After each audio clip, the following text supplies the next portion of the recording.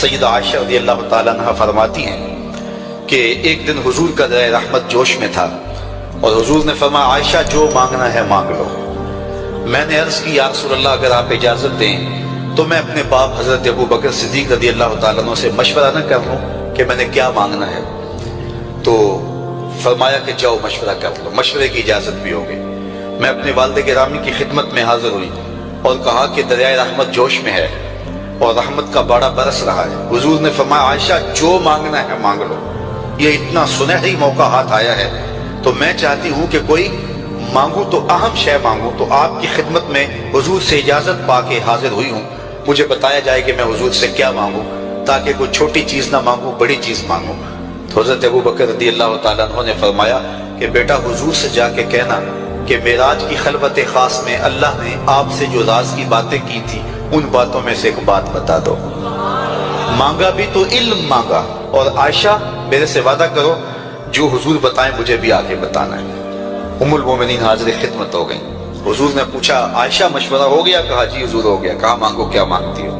کہا حضور معراج کی خلوت خاص میں جب اللہ کے حضور حاضر ہوئے رب نے آپ سے راز کی باتیں کی تو ان باتوں میں سے ایک بات بتا دیں۔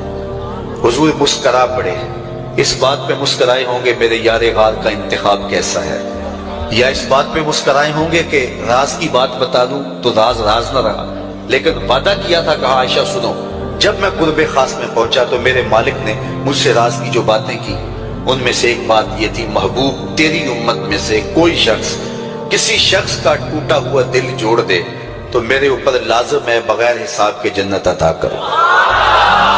ام المومنین بہت خوش ہوئی اور اپنے والد گرامی سیدنا ابو بکر صدیق رضی اللہ تعالیٰ عنہ کے پاس آئیں اور ساری کہانی سنائی۔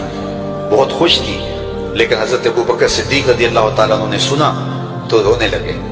تو ام المومنین سیدہ عائشہ رضی اللہ تعالیٰ عنہ نے عرض کیا میرے والد گرامی یہ بات رونے والی تو نہیں ہے، ہم بسا اوقات کسی دکھی کے کام آ جاتے ہیں، کسی کا دکھڑا بیٹھ کے سن لیتے ہیں، کسی کی ڈھارس بنا دیتے ہیں، کسی کے کام آ جاتے ہیں، یہ تو بخشش کا بہانہ ہاتھ آ گیا اور آپ اس پہ رو رہے ہیں۔ تو فرمانے لگے عائشہ اس کو معکوس بھی پڑھو، تصویر کا دوسرا رخ بھی دیکھو، اگر کوئی شخص کسی کا ٹوٹا ہوا دل جوڑ دے تو بغیر حساب کے جنت میں جائے گا، اس کا دوسرا رخ یہ ہے اگر کوئی کسی کا دل توڑ بیٹھے تو سیدھا جہنم میں جائے گا۔ میں اس بات پہ رو رہا ہوں کہ ہم سے کسی کا دل نہ ٹوٹ گیا ہو۔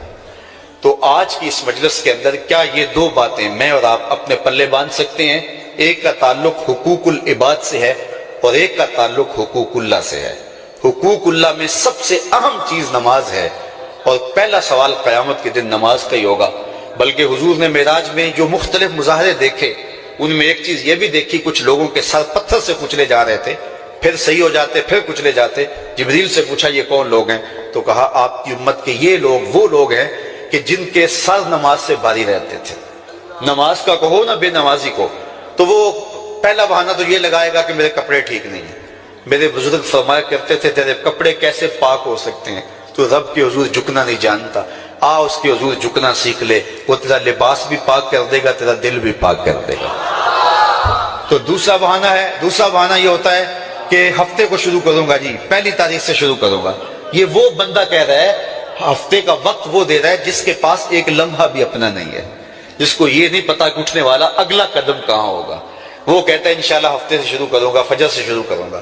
میاں اللہ کے حضور بلاوا 5 وقت ہمیں آتا ہے، حی علی الصلاۃ حی علی الفلاح۔ کتنے بدبخت ہیں کہ جو اس پکار پہ اٹھ کے اس کے حضور حاضر نہیں ہوتے۔ 5 گانا نماز شعار زندگی بنا لو، اور ہم یہ پکا عزم مصمم کر کے اٹھیں، اتنے زور سے ہم ارادہ کریں کہ شیطان بھاگ جائے، ہماری ہوا سے بھی بھاگ جائے۔ یہ تو اتنے پختہ ارادے کے ساتھ عزم کر کے جو ہے وہ آج ارادہ کر کے یہاں سے نکلے ہیں کہ وہ فجر کے وقت ہمیں بہکانے میں کامیاب نہ ہو، ادھر اذان پکارے ادھر ہم دوڑتے ہوئے اللہ کے گھر کی طرف پلٹ آئیں۔ ہم یہ عزم کریں کہ آج کے بعد نماز نہیں چھوڑیں گے۔ اللہ مجھے آپ کو 5 گانا نماز کی توفیق نصیب کرے اور ہمیں توفیق نصیب کرے کہ ہم کسی کے دل شکستگی کا سامان نہ کریں۔ ٹوٹے ہوئے دل جوڑ سکیں تو ضرور جوڑیں، اور کسی کا دل توڑنے سے ہم گریز کریں اور اپنی زندگی کو ایک خوبصورت